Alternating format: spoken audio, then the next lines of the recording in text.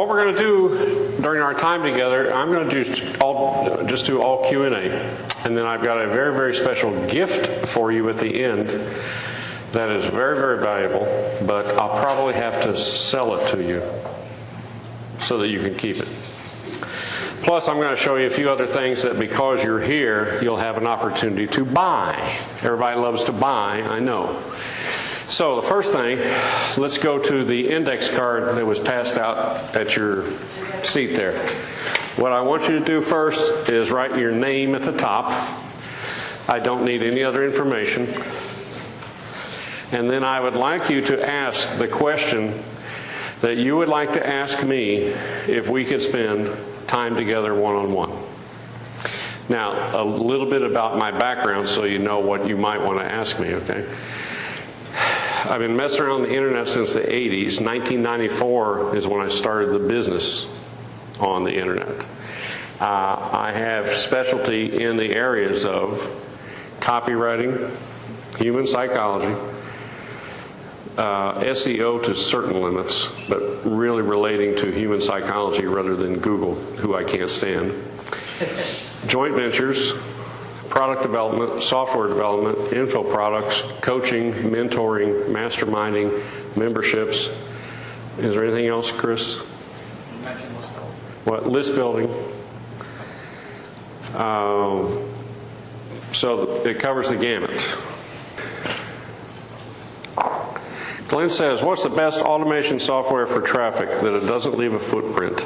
Or best scalable, cost-effective traffic?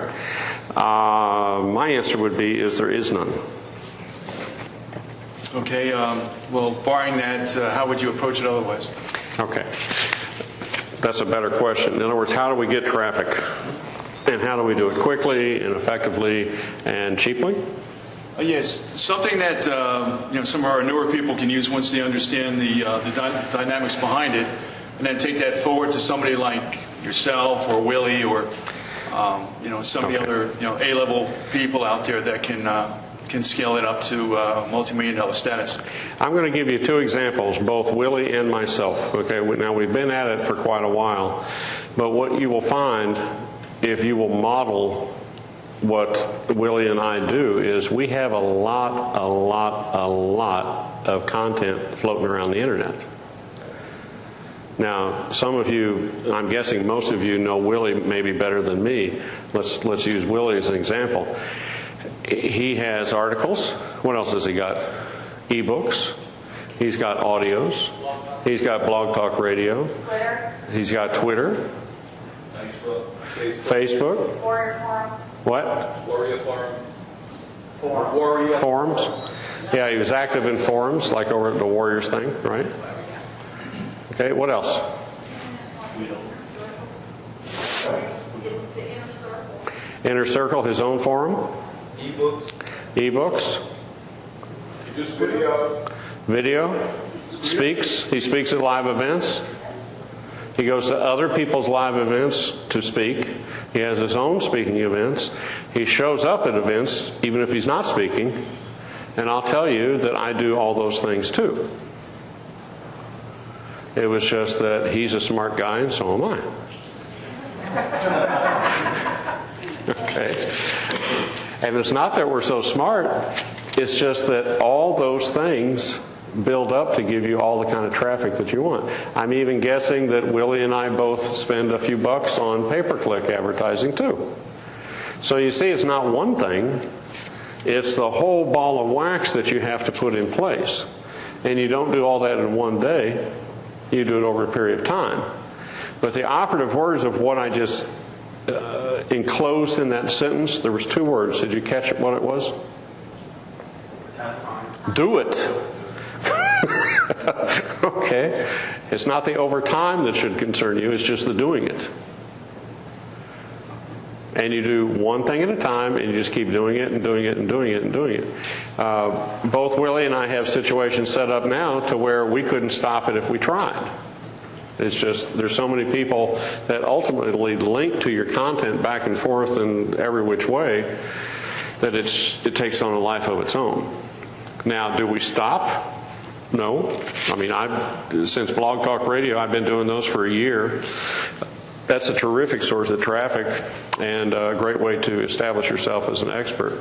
Has that helped? Let's go another level, though. Yeah, it truly has. Taking it to another level, let's see here. Microphone, though. Taking it to another level, how would a person, if you were to take all these different experiences, and let's say the average person is working 8 to 5, how would you actually take this to a point where they can work another 2 hours every evening?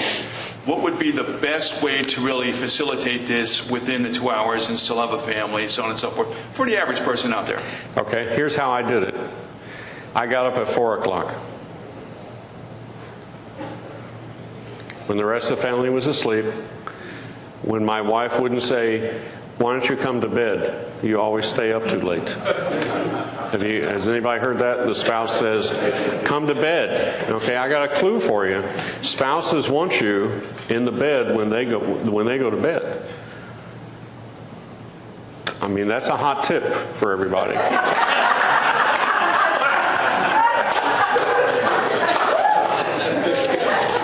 Does tend to cover some of the bases there. But the way I solved that problem is that I got up 2 hours before everybody else. And that's how you deal with it. Because they won't miss you when they're sleeping. They miss you when they're awake, waiting for you night after night after night, grumbling that you're up doing something that they don't understand. They don't get it.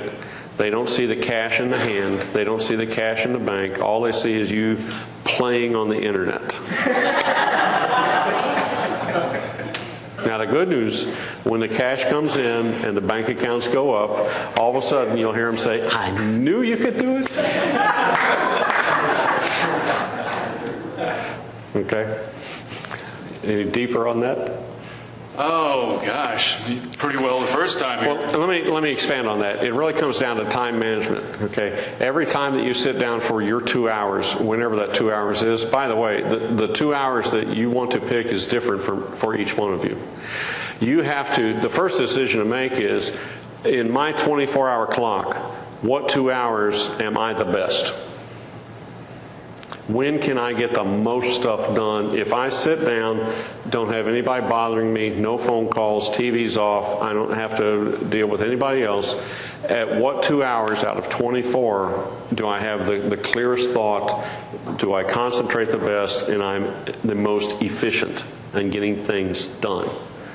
Those 2 hours need to be blocked out. That's the first decision to make. Mine is real early in the morning, especially when nobody else is around. Because as soon as everybody else starts getting up, you have hi, good morning, breakfast time, cup of coffee, all that kind of stuff. So if I get most of my heavier work done before everybody else is up, I'm done. How would you like to have a work day that ends at 6 a.m.?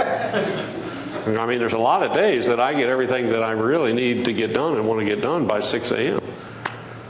And then the rest of it's catching up on communications and driving into town to do a few things and stuff like that and trying to figure out, okay, what am I going to do tomorrow morning at 4 a.m.? But that's the best 2 hours for me. It's probably because, over the years, I condition myself for that time slot. But I'm the kind of person when the eyes open, the brain's on. Now, other people are not that way. They work better at the end of the day. They've put all the time in and the last 2 hours before they go to sleep. So whatever the 2 hours is for you, you pick that and stick with it. Okay? Anything else? Outstanding. The only thing I would ask to, let's say if we were to take those 12 or 15 different possibilities that are working in the long term, what would be the top 5 that the average person should focus on to really get things going and perhaps include some PPC or something to get things going immediately or sooner, and then, there's some of the other things that offer a more of a evergreen value? Traffic? Yes. Okay. Traffic. Pay-per-click's going to be the quickest way. The other thing is getting involved in forums. Forums have been around for a long time, folks. I mean, back in the 90s, I was posting in forums and getting traffic from those. And most importantly, the best way to get traffic is to have your own list.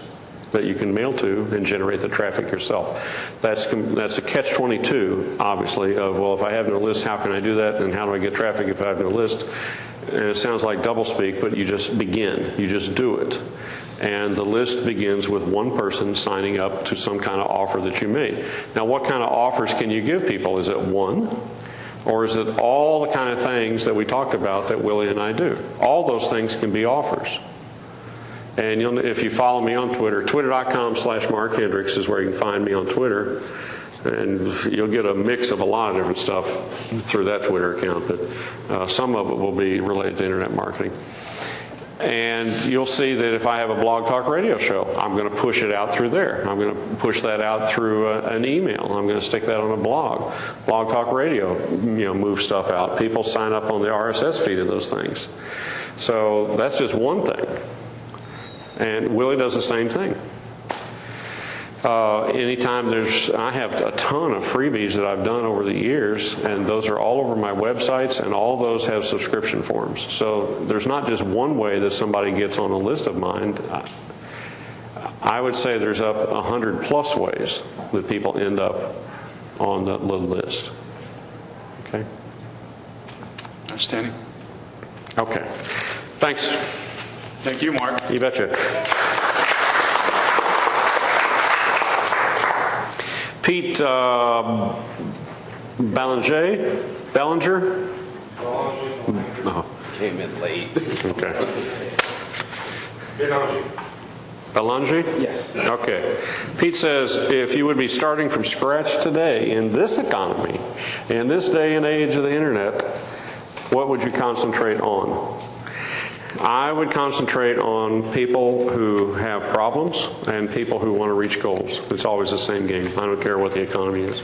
Okay, and it's something that I teach in the ISS program. We'll talk about that here in a bit. But unless you find the marketplace and what they're wanting and what their problems are, all the stuff about blogs and autoresponders and building web pages and FTP, none of that stuff matters. If I can figure out what you want as a person, what your problem is and what you're trying to accomplish, then I can either find somebody else who has a solution to that problem and play the middle as an affiliate or a joint venture partner or sales rep or whatever you want to call it, right? Or I can come up with a product or service to solve your problem or help you reach your goal. And it's the same forever. It's been that way. It's just the internet is a different technology. That's the only difference. The only difference, folks. The internet is not magic. The internet is just more buttons and wires and stuff like that. One of the things that I will teach forever is that I've never had a computer whip out a credit card and pay me money. It's always been a human on the other side of the internet, wherever they are, that has made an emotional decision to pull out a credit card and made a buying choice to send me their digits and make that transaction. Okay? Now, that's not the answer that most people want to hear. They want to hear, okay, what magic doodah do I do to make the money machine happen? And the magic doodah is understanding what people will pay money for. Now, a lot of people have problems. A lot of people have goals. And a lot of people will never whip out a credit card or cash or write a check to fix those problems or goals. You realize that? They will just complain about it. They will never take action. And those, number one, they don't help you financially. Number two, you could help them if they would only take action. And number three, I don't spend any time at all with those people. Now, not that I'm not a giving person. One of the things that I do believe in is having all kinds of information that people can learn from me on their own time that doesn't take up my time. I really like to do the work once and get paid forever. That's my whole mindset. So if I do a Blog Talk Radio show, there's this thing called repurposing that a couple of my ISS folks came up with a few years ago. You guys heard more about it here in the last year or two. So it's the idea of taking content of one format and moving it into another format. If you did an audio interview, what would you do to it? You'd have it transcribed, stuck in a PDF. Now you have an MP3 and a PDF written format, right? Could you also transfer that into a video? Sure. Could you make the video available on the internet? Yes. Could you make the video available on a DVD? Yes. So all these things, all these different formats that you can put the content into and put that out into the world for people to discover on their own time. If they're really interested, they will experience the stuff, and if they're really, really interested, and if they're kind of people that take action, that allows them to search you out.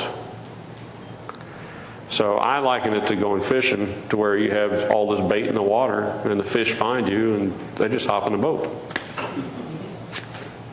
That's my whole thing, is letting the fish know that the best place they could possibly be is in my boat. But they get to discover that on their own. That way, I'm only really spending my time with the people who are in the boat. You see the difference? And this comes from years and years of marketing in a lot of different kind of businesses. I didn't like the word no.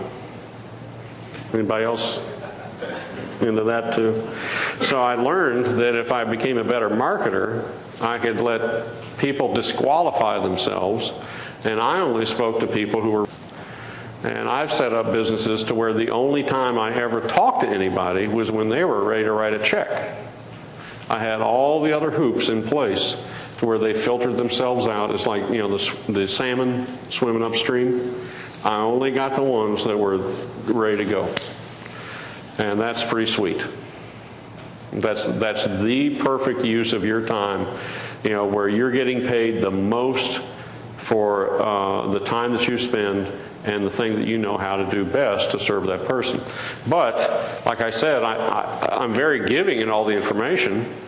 It's just how many of those people will actually make it up and be the ones that take action and actually do something with the information. Those are the ones I'm interested in spending personal time with, anyway. Okay? I don't know if that helps answer your question. Absolutely. Another question, though, deeper? It wasn't a question I was asking as much as I wanted to have your take on somebody who's been out there for as long as you have been. But let's talk about the internet today, because it has changed, okay? The only difference, the stuff about social marketing, social marketing's been here for thousands of years. It's the software is making it easier. It's also that it's easier for, I'll say it, what the heck. It's easier for people who don't really have much to say it. Do you all agree? Now, we're all on that scale someplace, right? And depending on what the topic is, I'm on that scale all over the board too. Okay. It's one thing in like going to the shopping mall. Isn't it fun to watch people? And I always tell my wife, I say, I hope that we're as entertaining to them as they are to us, because it's a two-way street, obviously. But the social platforms do make it easier to communicate quicker and to get a little buzz going. But it also levels the playing field, because the technology has become so much easier for so many more people to use. So at that point, if the technology kind of flattens out the field, what's the way that you can draw attention to yourself? By knowing what you're talking about. Right?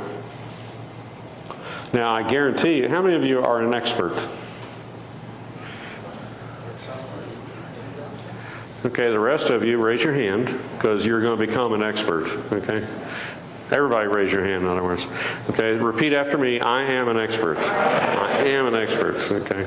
And the reason that you are is because there is something that you know about more than I. And whatever that topic, if we were talking about that, and I find that topic, believe me, you are the expert to me on that topic. And it may be that you're only 3 weeks ahead of me, depending on how sharp you are. So there's a lot of people that are not here today who couldn't get out of bed, who somehow couldn't scratch up a dime to get here, that are the people that you are leaders to and experts to. And the first person you have to sell is who? Yourself. Okay, so hopefully we took care of that sale today, because who? Raise it again. I am an expert. Okay? It's not I want to be, I am. Okay. All right, thanks, Pete. Janice Pettit. Okay. You know, I've known Janice for how many years? 6. 5, 6, 7. We've never met. And she wrote me an email the other day. She says, I'm so excited for the chance to actually meet you in person this weekend, Mark. And I was excited too, And so this is great. I'm going to tell everybody something Sure. about you. Is this on? I think you have to talk kind of loud. Mark Hendricks seems like a laid-back guy. He's got one of the biggest hearts around. He's a great guy. Thanks, Janice. Janice says, what do you think the most effective list building strategies are today, especially with the slight decrease of the options, opt-ins, slight decrease of opt-ins, when people hesitate to fill in the inbox with more emails? Okay. By the way, I think how we first got to know each other is one of those 12 days things, right? Yeah. Okay. Some of you know, some of you don't. I was the guy that on December 1st, 2003, at 4 a.m.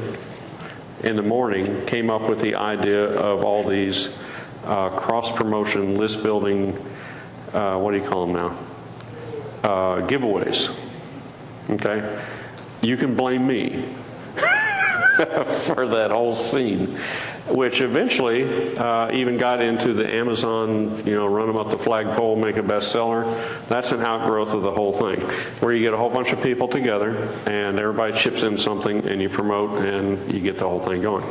Well, that came about in December 1st, 2003 as a lark. I mean, just like, here's kind of a crazy idea, let me test it out and see what happens. And it has since become one of the best list building ideas that ever came down. People still use it. Anyway.